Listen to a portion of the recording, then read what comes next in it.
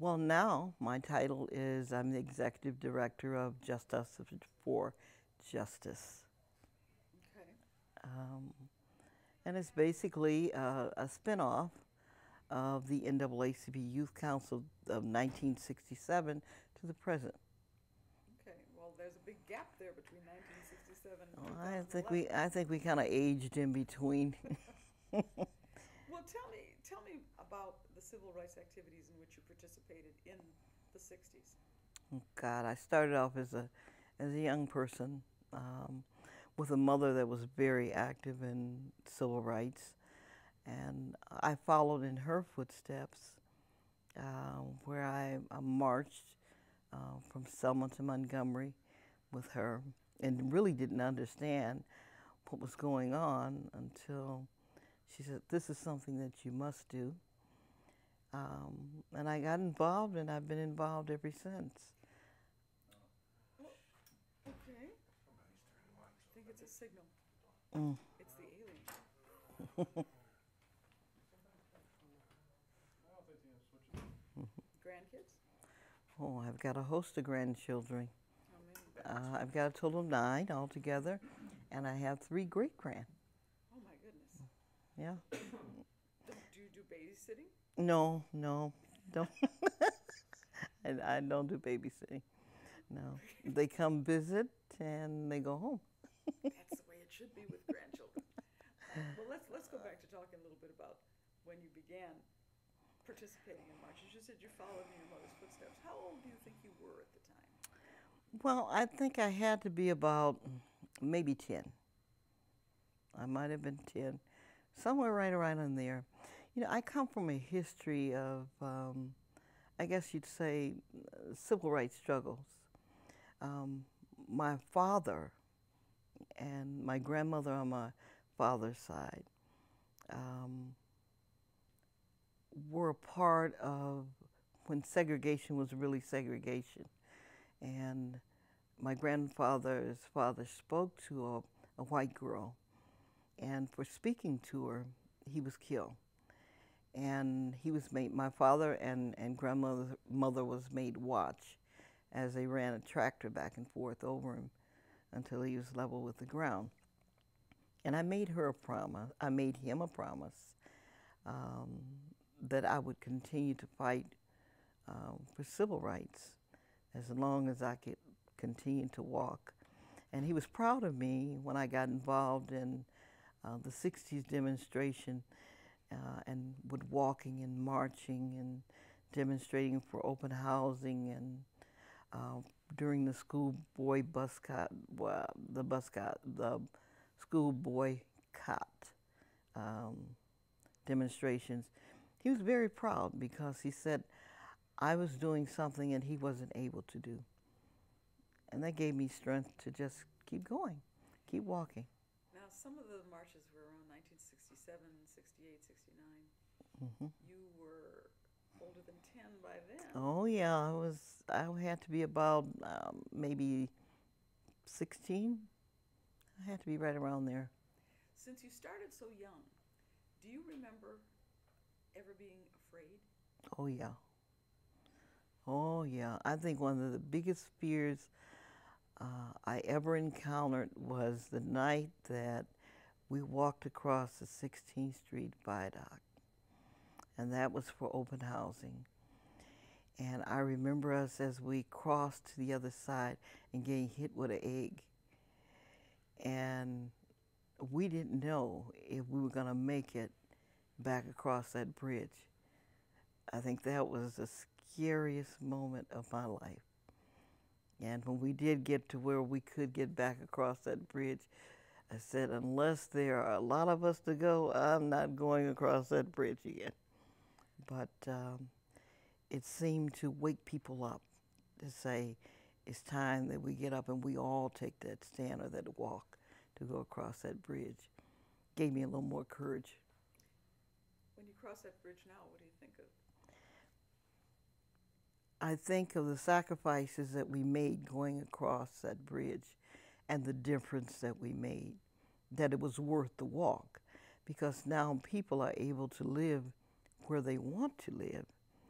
But then I find myself on the other hand saying, we made it across the bridge, but then after we got across, now we're facing some of the same problems today as we did just to get across the bridge. It's like we took 50 steps forward and 500 back. You talked about what happened to you when you got hit with the egg. Did you face any other resistance in any of the other walks? Oh yeah, oh yeah. I remember Big Jim, the car dealership, and the signs that they had up. I didn't know that racial hatred ran so deep as it did, and how the people, they were so angry, and what we were protesting for was not to take anything away. It was just for the right to be able to intermingle with all people. The fear that they brought, and having to have the National Guards supposedly protect us from them, but they had to use them from us. You know, it became the reverse situation. And I said, well, if they're that angry, ooh, could you imagine what would happen if they weren't there? Did that anger surprise you? Yes, it did. It really did. You hear of it, you think about it, but until you're actually in it, that's a whole nother ball game. Once you're in it once or twice, why do you continue? Why didn't you just say, let somebody else take it up? I don't want to do this anymore. Because I began to see that there was more than just me. There were others at stake here. There were a lot of things that were at stake. And if we gave up on one, that means we'd have to give up on everything. And if we could make a difference just through walking, to raise the eyebrows, the minds of people that were really closed at that time, if you could raise the mind and the conscience to open up and look and see what really is at stake here, I figured it was worth continuing to walk. Before you would set off on the walks, you always rallied someplace. Oh yeah. What was that like? St. Boniface Catholic Church. And that was with Father Graffi as the advisor to the youth council then. And I would lead the singing in front of the church and get people really geared up for the big walk. And it was a pleasure to do that. I felt so good about it. And then all during the march, to the chants and the singing that we did that kept people motivated and kept them walking. It gave you a sense of pride, knowing that you were a part of it, and that the little things that meant so much to people. I felt very good about it. When you marched, where were you in the line? Did you put yourself in the front? Did you stay in the middle? Did you hang in the back? Wherever I just blend in, wherever I thought that people could hear that voice that would echo out, or that group that would echo out, and they would join in. So sometime at the front, sometime middle, sometimes at the end, wherever you could draw the most energy with people. Did you ever have to give some people courage to keep on going? Were there people in the marches who got afraid and you had to tell them, oh yeah, keep up, oh yeah. don't quit? We tell people, we often spoke with people that said, is it worth it? Are we going to get anywhere with this? And you know, hearing that, hearing the voice of older people that came forth and said, we're proud of what you're doing, you know, keep going. We can't do the walking like you're doing, but if you keep it going, you know, we'll continue to bring the meals in the evening so that people can eat after the march. That gave you the incentive to continue to push. And believe it or not, people came from everywhere. We had the rainbow that was a part of that movement of walking. Color was not the issue when it came down to uniting as a group. Color was the issue when it came down to making a difference in what we were saying. Color was the issue. But when it came down to people standing up for what they believed was right, it didn't matter what color you were to stand up to say what you're doing is wrong, and we're here to fight to make it right. Do you, what kind of impact do you think those marches had on you personally? It made me a better person, in the respect that I learned that nothing of value comes easy, and that you must make a sacrifice in order for that change to take place. And if a sacrifice as simple as walking to raise minds and to generate energy, then I was going to walk. And I apply that in everyday life, even with my children, in telling them, look, if it's something that you want to achieve, you got to put your mind on it and then go after it. But don't sit down halfway the mark and say, I can't do it. My grandmother used to always tell us, Kate got killed in the last war, so don't even bring that to the table. So I apply that even with people that I meet today, and in the marches that I'm participating in now, I bring that to the table as well. What do you want people to remember about that period, about those marches? People? Anybody. You remember them well. I remember them relatively well, but let's say young people who don't even know that this happened in Milwaukee. Oh, wow. I remember the Dwayne Tollivers and the Jimmy Pierce and the Dr. Kings and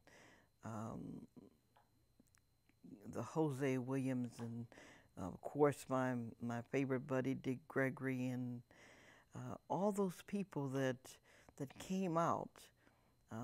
We used to always laugh because Dick Gregory marched with us during then. And he was one of those that when he took a march and we went on it, we walked. And we never knew how long we were going to walk. But Dick had that energy to really go. When I look back over all those lives that have gone on since the marches, and I think of the sacrifices that they made, and then to look at our children today and to see that they don't even know the struggle that we went through to get to where we're at today, it made me want to pull a group of them out to the side and say, look, let me explain the sacrifices that these individuals made so that you have the right to an education. If it were not for them, you wouldn't have an education. If it were not for them, you wouldn't be able to cross over what we used to call the Mason-Dixie line. You wouldn't be able to cross over there. But they made these sacrifices for you. Now, you need to pick up the baton and pass it on. You need to do what they did. Our children are not knowledgeable of basic things. They take for granted that we couldn't take for granted then. We had what was known as, I think Hillary refers to it as a village. We had the true village concept, in which we said it takes a village to raise a child. That is a very true saying, because my neighbor knew what I was doing, and if I did something wrong, my mother was going to find out about it. And my neighbor, if it was bad enough, she would chastise me. And then when my mom got home, I got chastised again. And depending on how tired my dad was, I might have got it a third time. So it do take a village to raise children. We don't have that because our communities are so split apart now. We don't have that unity that we had then. We've got to bring unity back within our communities in order to change our children. When you first started marching, what did your mother say? First of all, I didn't tell my mother the first day that I started to march. Couldn't tell her. I said, oh, she's going to hit the ceiling. But then she ends up seeing it on TV, and she says, now where is Betty? She knew me well enough. She said, she's right down there in the middle of it. And I see Father Grappy, and she's right down there with him. And then when the Freedom House got burned up, oh, and we were in the Freedom House. Now, that was a scary moment. When the tear gas came up into the Freedom House, and we were watching television, and then all of a sudden we're choking, and we don't know how we're going to get out because the front door is where, and the windows is where it came in, and we're trying to figure out, should we lay low? And I'm being told, stay down because tear gas don't get down this low. And I said, oh, but I'm coughing. I've got to come out of here. And I remember getting to a window, and the window was broke. And I remember someone hollering and saying, jump, Betty, jump. And I was afraid to jump, but I knew I couldn't stay in there because the fire had started. And he says, oh, no, you must jump. You've got to jump. So I said, oh, I'm going to take a chance because it's too hot in here. And I remember jumping. But I don't remember where I landed. I remember jumping out, you know, to get out. That was a very scary moment because I know fire burns, and it was pretty warm in there at that time. So. Now, where was the house? I remember. That was down on 15th and Belite. Mm-hmm. Mm-hmm. Was it destroyed? It was totally destroyed. Mm-hmm. Yeah. What did everyone do when people, and no one got hurt in the house, nobody was killed, but people got out. What happened after that? You know, we were so glad to see that we could account for everybody. I think that the feeling was that maybe somebody was left behind, and you get that feeling that you want to go back to see if there's somebody you might have left behind.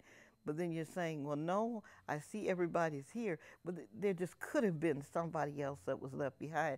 Maybe you didn't see that person. Oh, and I was so afraid that it might have been someone left behind. And I remember Father saying, Betty, rest assured, no, everybody got out. They really got out. But it took me a day or two to really digest that everybody got out. Because when it started to blaze, it was just, the blaze was a true blaze. And it wasn't like they were trying to put it out. It was like, let it burn. You know, it was that attitude. Who set the fire? When they threw the tear gas, when the police threw the tear gas in, that's what started the fire. Now, why did they throw in the tear gas? What were you doing inside the house that they would? I think it was because we had made that trip across that bridge. This was a form of saying, don't go back over there. This is, Chief Breyer back then was one of those that you just didn't cross the line with Chief Breyer. When he said he wanted cut, he wanted it cut out. That's exactly what he meant. So, you know, we can speculate what the motives might have been, but we knew it was true racism that was going on at that time. Do you think since 1969 to 2009, 2010, 2011, race relations have changed in Milwaukee? You know, during the period of the 60s to the present, it's like racism became dormant. It went into a shell. And now it's coming back with a vengeance. I was traveling about a year ago, and I went up towards Appleton. And we were traveling on this highway, and I went back and asked my husband, what highway was that we were on? And he says, you know, we travel so many roads. He said, I can't remember. They had signs that were posted on the land, timber niggers keep out. And I said, no, maybe I didn't read that right. That was wrong. Oh, I didn't read that. And as we went further, I saw it again. And I said, that's what I read. I said to my husband, Charles, I said, did you see that? He said, yeah, I did. He said, but I don't believe it. And we continued to ride, and we continued to see the signs. So it let me know that racism is raising its ugly head once again with the vengeance. Um, in dealing with some of the issues that I'm dealing with today, I'm looking at how it's coming down to Milwaukee. In the research that Justice has been doing on, for instance, the black daycare providers, we found that they have 4,427 daycares in the state of Wisconsin that are under the SHARES program, and 1,336 are in the Milwaukee area, and in the inner city, 586 are in the inner city. And under Jim Doyle, he came up in June of 2009 with a law which is known as reasonable suspicion. And reasonable suspicion could be anything the way it's written. You know, I could say it's reasonable to believe that your red jacket is a sign that the weather is going to be bad today. You know, that's how vague the law is on reasonable suspicion. In that reasonable suspicion law, what it did, it allowed them to raise racism and racism issues at a level which is so high, it makes you wonder. 317 daycares were revocated. Of that 317, 307 are all black inner city daycares. Now, there are attendance violations, sure, but they're all over the state. We have over 1,400 and some attendance violations. Why is it that only Milwaukee has it to the point to where they're bringing criminal charges against the black daycare workers? The administrative law judges looked at each of these cases and they said, these are only clerical errors. There have been no violations here. But the state of Wisconsin said, we're going to take it further because we're going to overrule the ALJs and we're going to press criminal charges. In each case that has gone before the courts, they have not been able to prove that violations occurred. Only that there's a possibility that clerical errors led to something other than what they're being charged with. In this new issue that you're dealing with, in the issues that you've dealt with over the years, in all the time that you've been leading marches and working with people, do you ever ask yourself, was it worth it? No, not really. Because I believe that eventually somebody's going to get the message that it's just not right. It's not right. We have to all live together as one in this country, and we can't separate. I don't care how you look at it. Somewhere along the bloodline, somebody's related somewhere. We may not want to admit it, but somewhere along the line, we're related, you know. And we've got to set aside this issue of color and start dealing with the real issue, which is economics. The key to everything is economics. It's all about the money. If you look at what's going on right now in this state, when we talk about cutting funding, we're not talking about cutting funding just with blacks. We're talking about cutting funding straight across the state. Anyone who is poor falls on this side of the line. Anyone who's rich falls on that side of the line. And until we can come together and understand that it's about economics, you know, we're going to keep fighting these little fights and instead of dealing with the real issue. And the real issue, and I just have to call it Scott Walker, the real issue with Scott Walker is about money. You know, if he can cut the little man out, he's got it made. That's why every person should be shouting to the top of their voice, no, Scott Walker, this is not going to happen in Wisconsin. Well, I have no more questions for you. How much tape do we have? Oh, yeah. Ask her to talk about her experiences with the Youth Commandos. Oh, okay, yeah. Tell us a little bit about Well, the Youth Council and the Commandos. Youth Council and Commandos. Commandos was a force that was a protective force that made sure it watched over all of us that were, um, as we were told, were the big mouth of the bunch, that we could sing and we could really rally people. And they were the ones that were the protectors of us. They watched over us.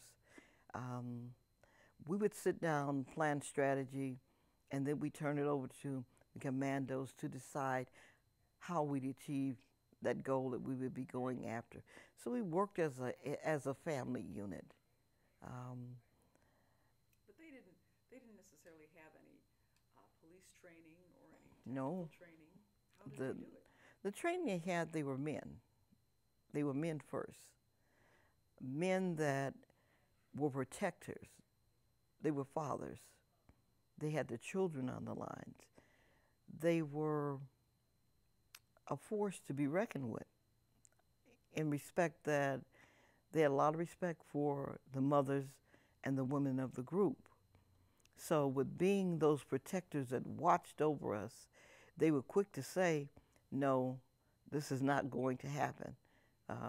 We'll take the brunt of this before we allow it to happen to you.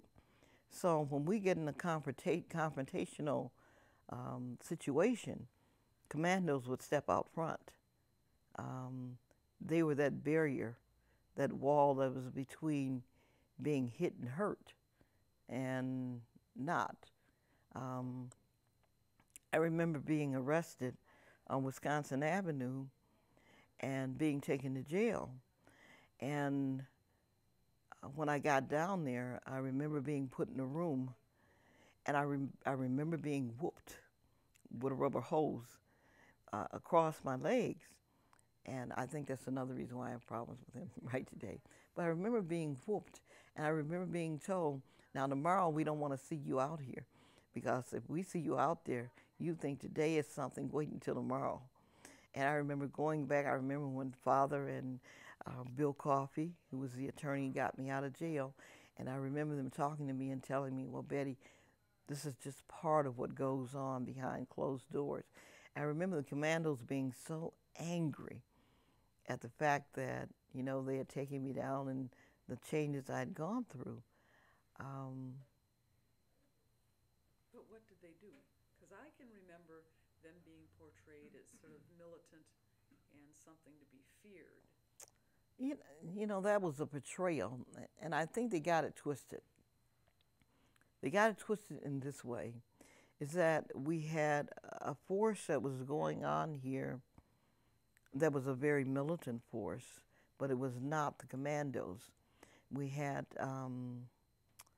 what was it, the Black Keystone Nation.